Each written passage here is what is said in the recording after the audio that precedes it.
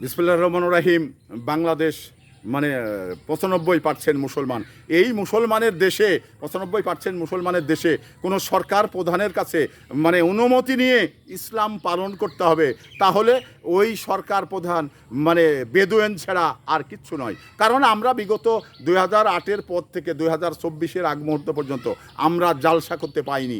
জালসা করতে যদিও জালসা করতে হয়েছে, তাহলে জালসাতে যারা গিয়েছে তাদের ধরে জেলখানায় দিয়েছেন। কারণ তা মানে বেদুইনের কথা ছাড়া যে জালসা হয়নি এবং জালসা হতে দেয়নি এটা কিন্তু নিশ্চিত। কারণ আমরা এই জালসা না হওয়ার যে অনেকগুলো মানে মানুষকে ধরে জেলখানায় দিল এবং জালসাতে ১৪৪ ধারা জারি করলো। কারণ বাংলাদেশের ইসলাম ভীরু মানুষ তারা জালসা করবেন, আর সরকার বেদুইন সরকার সে জালসা বন্ধ করবে।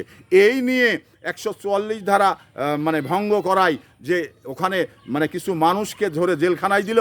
তো তাহলে একটি জিনিস আপনি চিন্তা করেন, সরকার প্রধান সে মুসলমান কিনা, এবং মুসলমান হলে কে জালসা করলো কে করলো না এটা বড় বিষয় না, কারণ তাকে সরকার প্রধান আরও সহযোগিতা করার দরকার। কিন্তু এই আমরা তো সহযোগিতা দূরের কথা, এই বেদুইন আওয়ামী লীগের যে নেত্রী হাসিনা, ও তো মানে ভারতে গিয়ে এখন মোদির সঙ্গে সংসার করছে।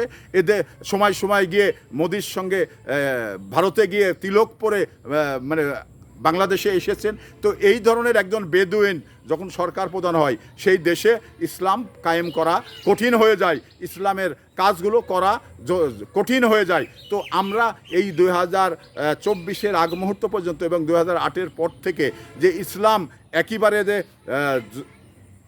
কতটা পালন করা কষ্টকর হয়েছিল তা এদেশের ইসলাম ভীরু মানুষগুলো জানেন।